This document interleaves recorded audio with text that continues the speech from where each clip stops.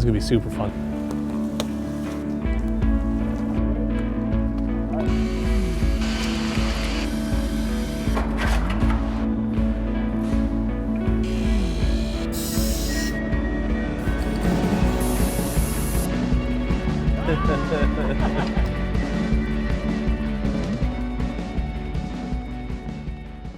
Hey guys, I wanted to hop in real quick before the video starts and just give you a huge thank you. I just surpassed 1 million subscribers. Now it's been a long time, 8 years, lots and lots of videos.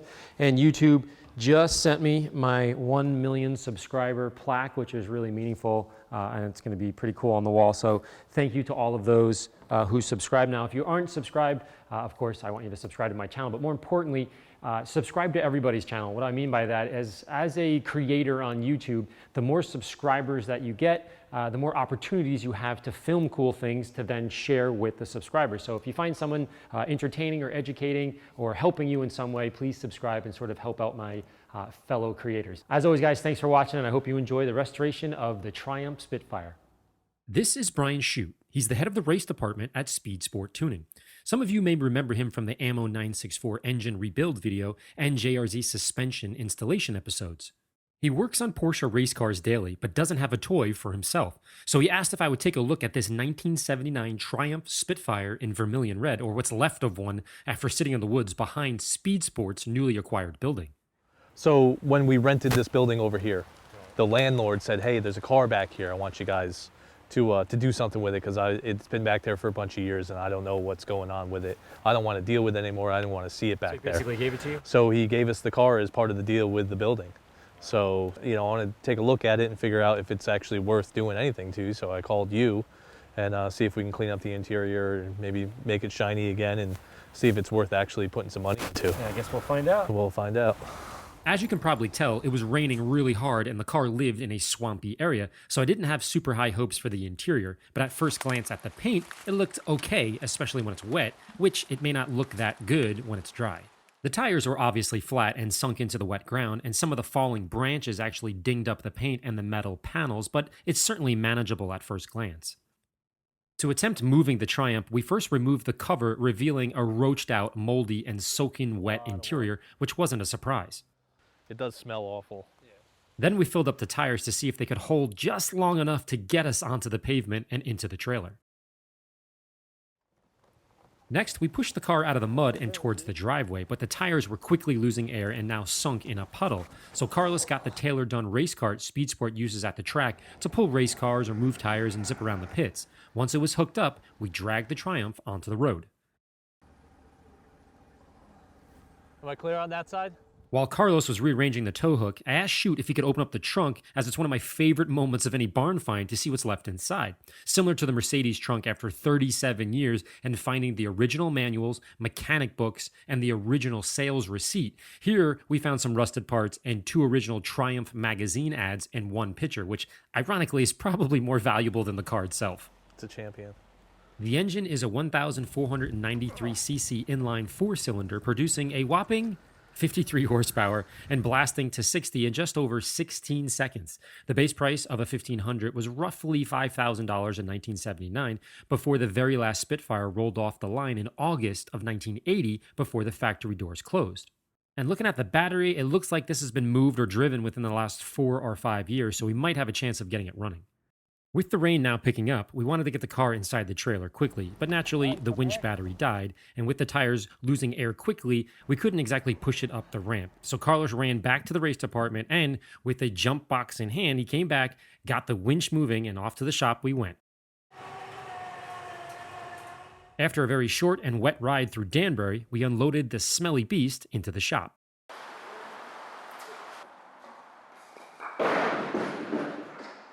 The next morning, I removed the leaves to get a true picture of the paint while it was dry. My goal today was to disassemble and assess the condition before making a game plan.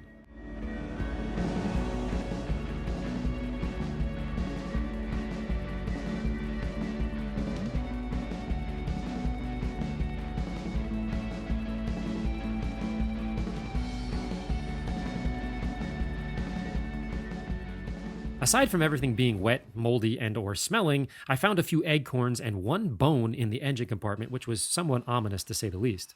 However, at this point, I hadn't found any definitive source for the smell, so I just wet vacuumed the area and dried it up with old towels. But naturally, as I was doing that, a slice of rust went underneath my fingernail and I thought I was going to hit the ceiling. It was wildly painful.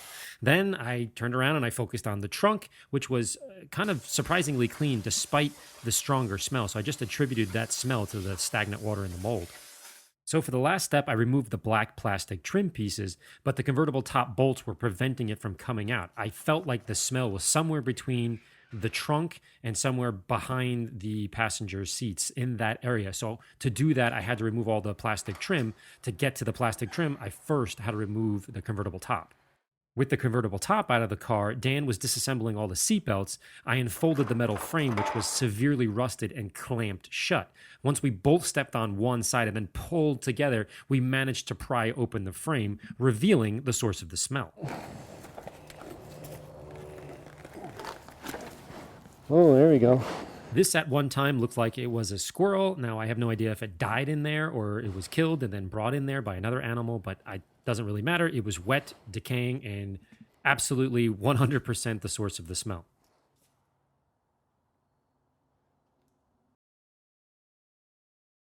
Later that night after work, Shoot and a few buddies came over to help disassemble the luggage rack, the transmission carpet, and prepare the rusty floor for some protection and paint. This goes without saying, but obviously this isn't a show car, nor is a ton of money being dumped into a $500 car that was found in the woods that may or may not run. In other words, this is a labor of love. So with that in mind, I called my buddy Joe from J&B Body Works to help me figure out how to slow the rate of rust on the floor without a huge budget. Now, if you remember from a few years ago, the boys at J&B are the ones who restored the Ammo 964 by removing a ton of rust and painting it with 5 layers of Bentley black. For perspective, that took about 6 months to do. This one is only going to take about 2 days, and then we got to move on. After masking off the area, Joe applied rust mort and allowed it to sit overnight. Now notice the bubbling and popping on the surface of the floor. The next day, while we were letting the rust mort do its thing, we wanted to get some touch-up paint. So I quickly polished the spot on the trunk to see what it's going to look like later on. Shoot removed the panel, and then we headed over to the local parts store to get matching touch-up paint. While we were there waiting for them to color match the panel, we picked up some spray paint to clean up the faded US bumpers later. We needed to wait a few hours to get the right paint, so I headed back to the shop to attempt Mission Impossible to save the wet, moldy, and somehow rusty carpets. Clearly the frame of the seat had been sitting in standing water for a long time and transferred the rust to the carpets, which essentially destroyed the fabric, so despite my efforts, I suggested buying a new carpet kit. Now at this point, it was time to remove the rust mort, which had done its job. First, I scooped up the chemical, then applied water and wiped, then used Prep-Sol and wiped with blue Prep wipes from J&B, which took forever because the rust mort kept seeping out of crevices everywhere. Then I scuffed with a red pad and re-wiped with Prep-Sol again. With the area cleaned and prepped, I laid down a few coats of the Priomat primer in the same process as the Tahoe from last week's Total Interior Removal episode. I started off with a few coats of white, and then I finished up with a darker gray. The next morning, I washed the paint with Ammo Frothy and the aerator. Now, on old single-stage paints like this, you can usually get a good idea of what the finished surface is going to look like when it's wet, but watch how it dries, it looks faded again. That's why when I saw it a few days earlier in the pouring rain, I had a good feeling that it would come back to life permanently if I removed the dead, dried skin that was on the top, revealing a surface reflection and depth similar to when it's wet. Notice the lines on the trunk from the luggage rack. We'll come back to this a little bit later. Next, I measured the paint to confirm my suspicion that this had been repainted at some point in its life. Sure enough, the paint depth gauge read anywhere from 10 to 14 mils, so I had a lot of room to play with, assuming the integrity of the paint wasn't jeopardized from the long UV exposure. The first attempt was with Meguiar's red foam pad and 210 polish to keep the residue from sticking to the surface of the paint and clogging the pad. And after a few minutes, it was very clear that the Triumph paint was going to be revived in just a few hours with this technique. If you're a hardcore detailing fanatic at this point, you'll see that I'm not using compressed air. So this building doesn't have any air just yet, so I use the microfiber towel method, which is less effective and more time consuming, but it still works, so don't give up if you don't have air.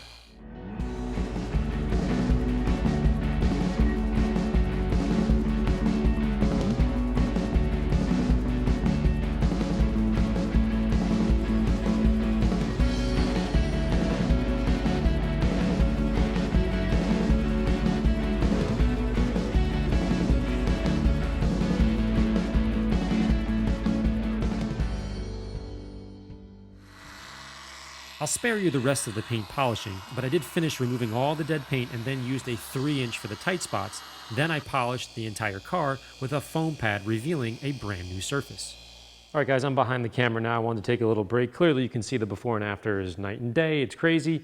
Now, if you look closely, as a detailing nerd, you can see that the gloss or the depth has really come back, but the gloss isn't there. It's not really shiny. It's not reflective. Why?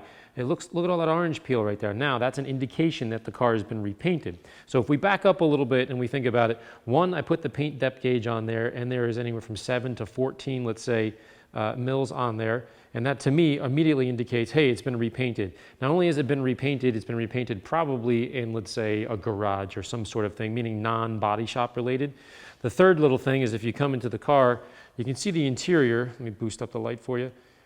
It's brown, and then there's some brown right there. So again, it indicated, okay, looks like somebody had a good time on the weekend and repainted the car. And they actually did a halfway decent job. But if you look at that orange peel, you can probably go in and wet sand all of that down. I think there's enough clear coat to do that. I'm not going to do that today, but here's another example. If I walk over to the 458 Special, there's a little bit of orange peel in there, but look at the depth and the gloss. I mean, I just polished that, but the depth and the gloss is evident. The irony is there's less paint on here, about maybe 40%, about half the paint is on here than is on here. So there's double the amount of paint.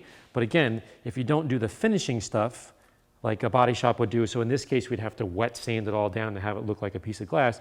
There's enough paint to do that, but I'm not going to go too crazy because it is a bit fragile. And as you can see, I mean, we have bigger issues to deal with. But I thought that's something you guys might find interesting as I'm going through these barn finds, single stage paint.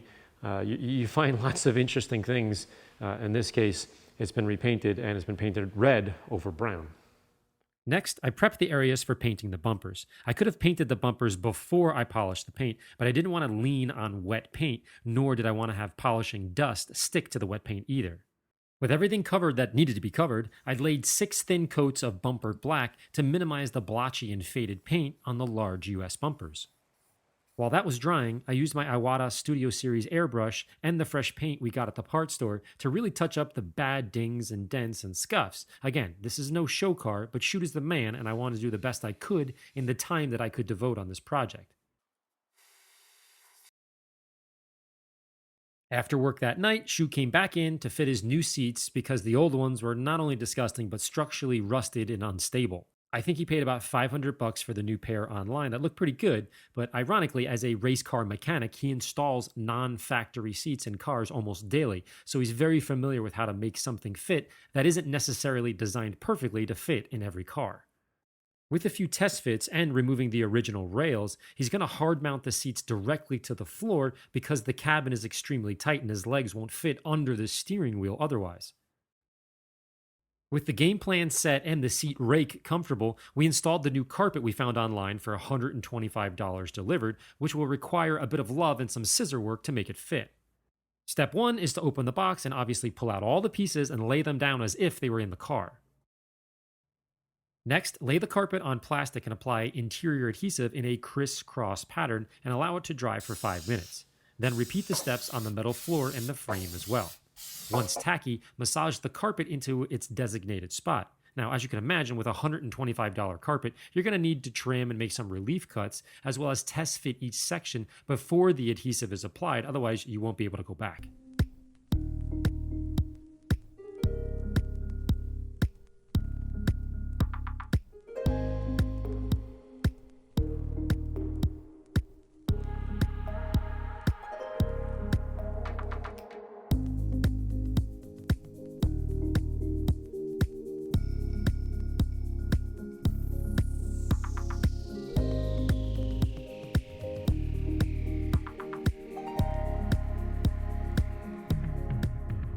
With the carpet glued in and looking better, we realized the e-brake armrest cover is a little roached out, but we'll play with this later.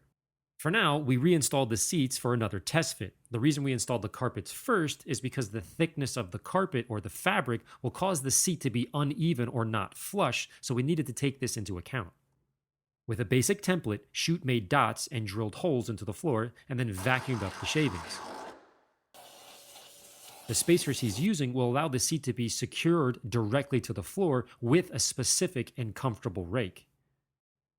With the seat in the correct position, Chute laid the carpet down and then used a Sharpie to mark the spot on the carpet from underneath the car, and then quickly poked holes with a drill for simplicity. We also needed to carve out a few spots in the tunnel carpet that overlapped with the bolts as well. Now, once this was all in place, the moment of truth would be tightening the bolts through the carpet. And I'd be lying if I said it was easy, because we managed to get this all done without really being able to see anything because the seat was so close to the floor. We repeated the steps on the passenger side and gave it our best Thelma and Louise when we were done at about 1 a.m. It's actually not too bad. It should be like Thelma and Louise. Ah! On the final day, I removed the last of the damaged vinyl in the rear and traced it out on the new black vinyl we had gotten at the store for about $40. After a very basic tracing, I cut out the material knowing that I would need to trim and pull it into shape after applying the interior adhesives. Now, this isn't the finest work I've ever done, but it will do the job to match the black carpet. Next, I painted the rear plastic cover piece that separates the gas tank from the back of the driver's seat, which is 1979's finest engineering. With the trunk piece and the e-brake cover drying, I cleaned up the very leaky rubber and rims with Frothy to remove the mud and the junk from the woods. Next, I applied Ammo Skin paint seal to the surface to increase its depth, shine, and protection, which really brought out the vibrant vermilion red. Then quickly cleaned the disgusting windows with a scrub pad and a squeegee, installed the daytime lenses, and filled up the tires for the 100th time to move it around the shop. The end of day 6, and I want to give you a little tour of the car at this point. Now, a lot of you are going to ask, hey, why didn't you wet sand the paint? Let me pull you in and describe why. Now, if you remember, when I polished it, afterwards, it looked like somebody had rattle canned the entire car. In fact, they actually did a pretty good job. Now, to wet sand that, not a big deal. I can do it. But the idea of wet sanding is to wet sand one area and have it match the rest of the car panel by panel. Makes sense. I can't do that, and here's why. Do you see this spot right here? And I'm going to show you a bunch of other examples. See, it's a little bit more brown. That brown is just like the interior color. The car was brown, as we found out, and then later painted red. So that means the paint is a little bit thin there. So as a detailer, I'm saying, hey, I can make that perfectly flat, showroom, perfect car, concourse, whatever you want to call it. Looks like a mirror, but I have to match it with that door. So I run the risk of actually blowing through the paint in pursuit of matching the hood. So it doesn't make a whole lot of sense. You got to use, your head a little bit and decide, hey, is this worth the effort? To me, I don't think so. Plus, the owner, Chute, my buddy, is like, oh my gosh, the car looks amazing, don't worry about it. We have to spend all our time on the engine, so don't worry about the paint. Here's a perfect example back here. This is where the luggage rack was. Now, I'm gonna keep going back and forth here. You'll see lines, see that clear line, and then next to it is dark. And there's a clear line, and then next to it's a little bit dark. So those clear, where it's a little bit lighter, is where, right over there, the luggage rack thing was blocking the sun. Remember, the sun is our enemy here. So it was blocking the sun and it was protecting the paint. It looks a little bit better. And if you move over to the side where it was not protecting, or blocking the sun, it's a little bit more brown, meaning it just wore away the paint. Again, this is rattle can, so it's not as strong as OEM. Here's another example, right on this shoulder again. I don't know if you can see, that's a little bit brown right there. And then over here, right there, it's kind of a weird triangle-ish right around there. The paint seems to be very thin. Again, in the pursuit of trying to make this a perfect concourse car, which at the end of the day, we pulled this out of the woods, so this is already like 1,000 times better. I think I might jeopardize the paint, which would defeat the purpose for this guy. He just wants to go for a drive and enjoy the car. This isn't gonna go to, the Pebble Beach or something. But the back there, I just painted, and we wanna put that in just to kind of clean it up to not see the trunk area. And then afterwards, the only thing left is to let Brian do his magic and get this engine working and hopefully go for a ride. When Chute arrived that night, he installed the back plastic part and the side plastic trim pieces we had also covered in the $40 roll of vinyl from Joann Fabrics, as well as the armrest pieces we repaired and painted. Now, this whole project was a lot of fun, but it's sort of anticlimactic if we can't get the car started. That's why we worked at night, thinking it would need a lot of troubleshooting to get it running, and then we can drive it the next day during the daytime. It smells like coolant. It's just old sludge. Probably the cooling system definitely needs to be changed out. Anytime you're dealing with anything that's been sitting for a long period of time, the first really good thing you want to do is just, fluids, any visual inspection. You see these rockers in here are pretty dry.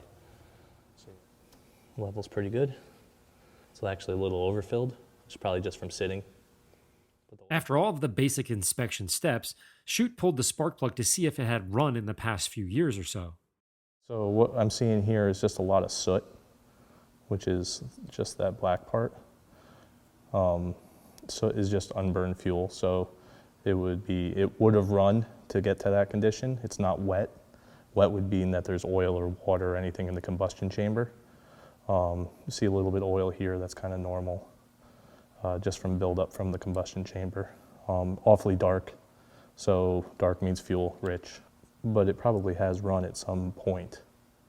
Obviously, the battery had died a long time ago, so we attached the jumper, and then I got in the car to crank it for the very first time. Ready? Yep. Whoa! I guess it's gonna start.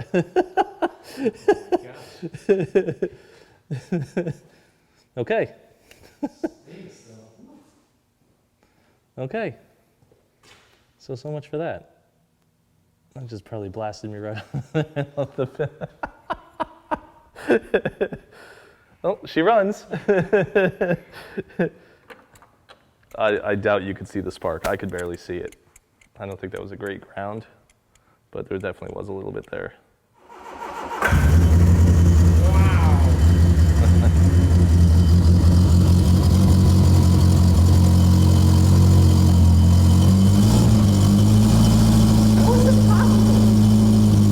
It's like 10 o'clock at night, and we're finally getting the car running, which is completely amazing and insane. I don't even know how that worked, but we got it to run. It actually wasn't that hard, but the problem is as I turn behind me, it's nighttime outside, and it's raining, and we don't have a roof. So we're gonna have to wait for tomorrow to go for a ride on this. And the horn works too. This is really exciting. The next morning, we filled up the tires yet again, installed the polished luggage rack, and hopped in the car to go for a short ride. Now, we knew we weren't going to go very far because the car had almost no brakes and the tires were totally shot, all of which would be fixed later at Shoot's home garage. But it was fun to see, even if it was only 50 feet or so, what it would feel like once the Triumph is back on the road once again.